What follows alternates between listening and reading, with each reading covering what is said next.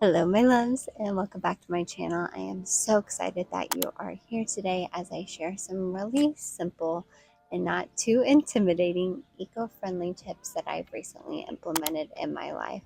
And I really wanted to share it just because not only is it Earth Day coming up, I just think these are easy switches we can make that you don't have to do perfectly, that if enough people did them, can make a huge impact on our future and our planet and our home that every single one of us shares, which is crazy when you think about it, that more people aren't discussing these things because our planet is the one thing we all have in common, along with being human. Our planet is something that we could all just have a little bit more intention with. And again, it's not about being perfect. I'm not doing any of them perfectly, but just little shifts can make such a big difference. And what's interesting is that as I've gone along my path of internally working on myself, my own spiritual growth, my own spiritual journey, it's interesting how I have new interests in the external world. And that's just kind of naturally developed into me being curious about how I can do things to help our planet. So I am in our backyard because I have to film it outside. If it's about eco-friendly habits and for Earth Day, I have to be outside, right? So this is our backyard and people are mowing. So hopefully that's not too distracting in the background. Let's get into our first eco-friendly habit.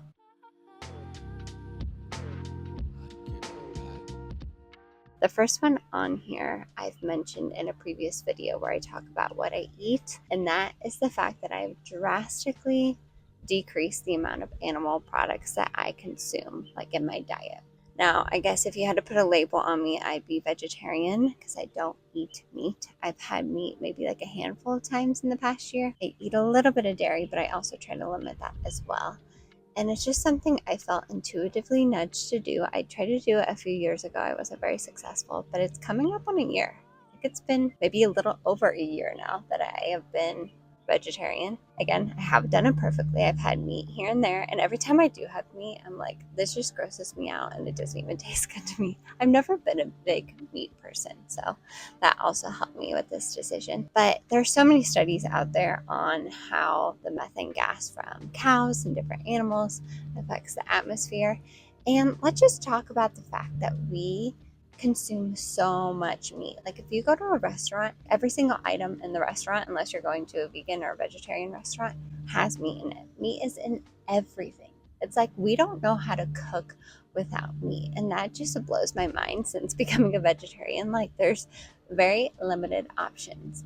And there's so many things you can cook without meat. There's so many vegetables out there, so many variety of things. And I just think we could all benefit from being a little bit more compassionate and eating more vegetables. No one can hurt from that. And I'm not saying you should go vegetarian or vegan, but maybe you could just have meatless nights, a few meals a week where you don't have any meat in that meal and just see how it feels, see how your body feels. Sorry guys, there are some bees that hopefully don't come into the picture here, even though we don't want to hurt the bees, right? I come in peace with the bees. So like I mentioned, my husband is a meat eater, and that doesn't really deter me from not eating meat. We're able to make dishes where he will have his meat, but it's mostly vegetables and grains and legumes or mushrooms or whatever it is. It's mostly not meat stuff.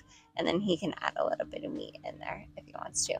Or if we do make a main meat dish, I'll just make sure I have plenty of sides to sustain me. Again, I'm not an expert in this, but if you're interested, there are so many people out there on the internet sharing what they eat in a meatless lifestyle. But I think if all of us just ate a little bit less meat, that can make a huge difference. We just do things at such extremes. That is why there's so many issues with the meat industry and the dairy industry, is because we consume so much of it.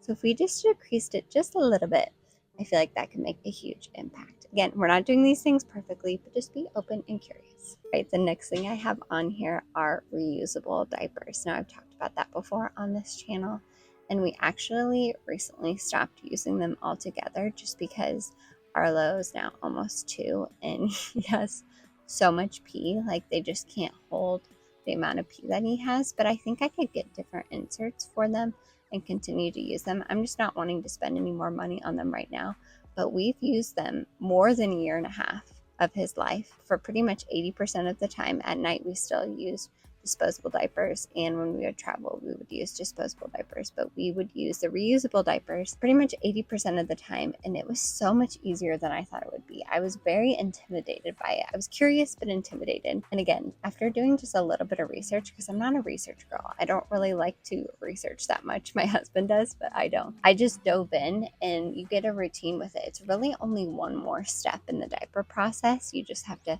clean off the diaper and put it in a reusable bag that you can wash too, especially when they're breastfed, or if you're pumping, if they're taking mostly breast milk, you don't even have to wash off the diaper. You can just throw it all in the bag because that is water soluble. Now, I know that may freak you out about putting it in your washer, but we haven't had any issues. There's no smells, nothing like that. And again, I'm not an expert. I'm just kind of figuring this out as I go. So I encourage you, if you have small children, just purchase maybe a few reusable diapers, see how it goes, and you can go from there. Or you can buy reusable diapers off of Facebook Marketplace. Again, I know that may sound icky to some people, but they can be a little bit of an investment to purchase. So if you can get them secondhand, even better. Now, the next thing I have on here is thrifting and using Facebook Marketplace. So when we moved back here to the Midwest, which that's a whole long story, I will link a video if you're unfamiliar with that story of how we ended up here. We had no furniture. All of our furniture was still in our Phoenix house because we're renting it out to another rental company, and they rent it out short term. So we had no furniture, and we've gotten pretty much all of our furniture secondhand, either for free from people that don't need this furniture anymore, or we've gotten it off of Facebook Marketplace.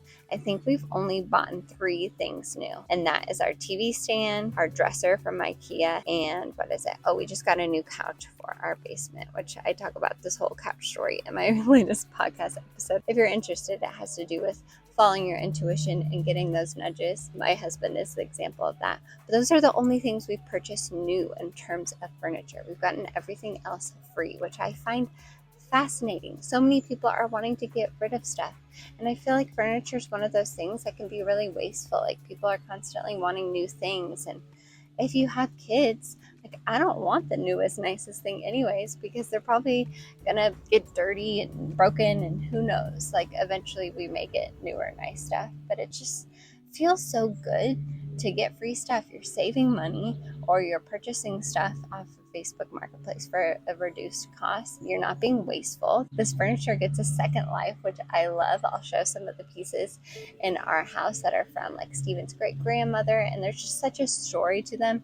I feel like Phoebe in that episode of Friends where Rachel is buying stuff off of Pottery Barn. Because she hates Pottery Barn. But it's true, that stuff has a story to it and a life to it, and it just feels good. It's a win-win-win. And I've also been thrifting with my clothes. I rarely buy new clothes. I did just buy a new dress for a wedding we're going to in Italy, but I really tried to find a dress at the thrift store. I found other dresses I'm going to wear in Italy, but besides that, I rarely buy new clothes. All my clothes comes from the thrift store, and I know that takes a little bit more time. It's like Forever 21 on steroids. You really have to dig through and sift through, but it can also be really fun. And I love practicing manifesting at the thrift store. If there's something I really want, I will set that intention out there, or imagine that piece in my mind, and usually I find it eventually. And so that's just a fun side note of using your intuition and your manifesting power at the thrift store. But again, it's cheaper. You're giving stuff a second life. You can donate stuff there. One of the thrift stores we have here in St. Louis, you get a discount. So if you donate something, then you get a discount on the stuff you do purchase. Again, just a win-win-win. So maybe you can shop a little bit less at Target and go get some of those things at the thrift store. Now that leads me into my next eco-friendly habit, is I stopped buying things I don't need. I was very guilty of going to Target every Sunday and just buying things that I liked there, things I didn't necessarily need. And I still go to Target because I love to get their diapers. When we do use disposable diapers, I get their diapers there and their wipes, and they have really good bars. But other than that, I will go and just look. In the dollar section, I will just admire some of the stuff there instead of buying the cheap plastic stuff there, which I totally get if you love the Target dollar section.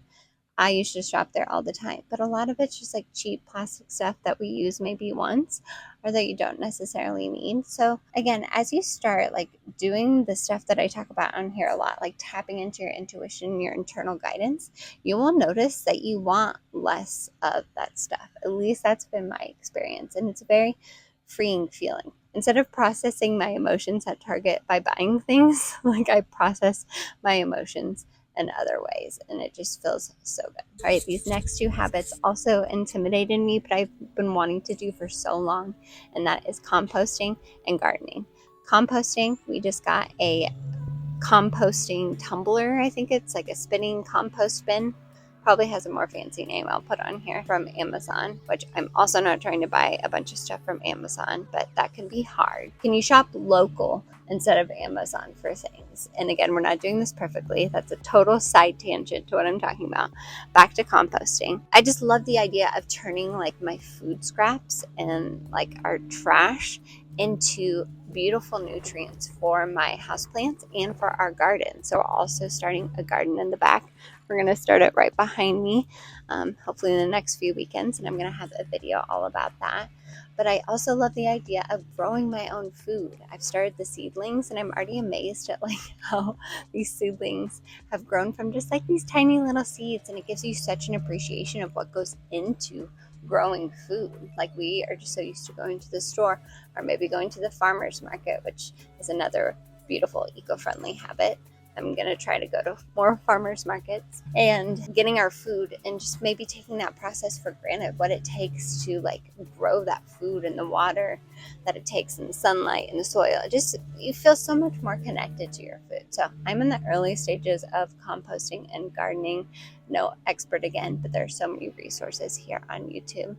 There are very easy ways that you can compost. You don't have to get a bin like I do. You can even do it in like a big like gallon bin, or you can just do it outside if you have the space. But what a beautiful way of like reusing our scraps that we just throw in the trash, turn into methane, don't decompose properly, like seeing nature and science happen and turning something that we don't need into something we can use, like just like we can do with things that we need to let go of energetically in our life. Can you let go of those things energetically so they can be something else, just like in compost? Now, my next eco-friendly habit we all know and you hear about it all the time, but that is recycling. We're lucky enough to have recycling included in our garbage pickup. The same was true in Phoenix, which I'm so happy to see more garbage or waste companies doing that.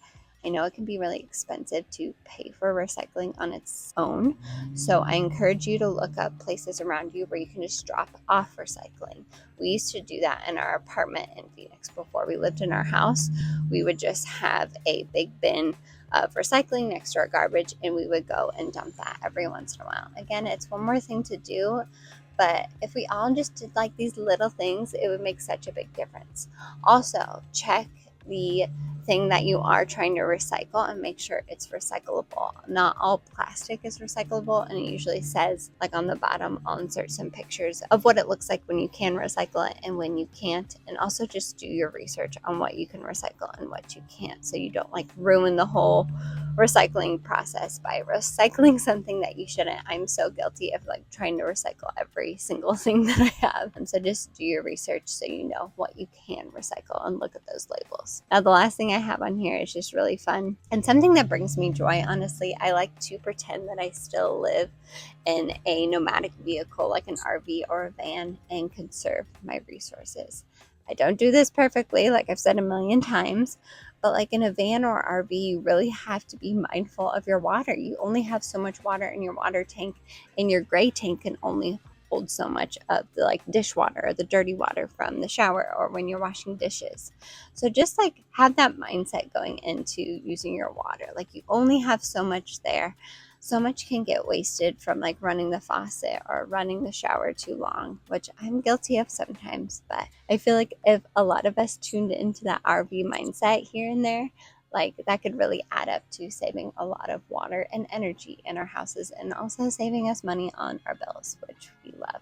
That's what I love about these habits too. Not only are they helping the planet, and helping the environment, but a lot of times they're saving you money, which is also a win. We all want that. So I hope you found these tips useful. This is a little bit different than what I usually share on here. We're usually talking about what it means to live an aligned, fulfilling, and present life.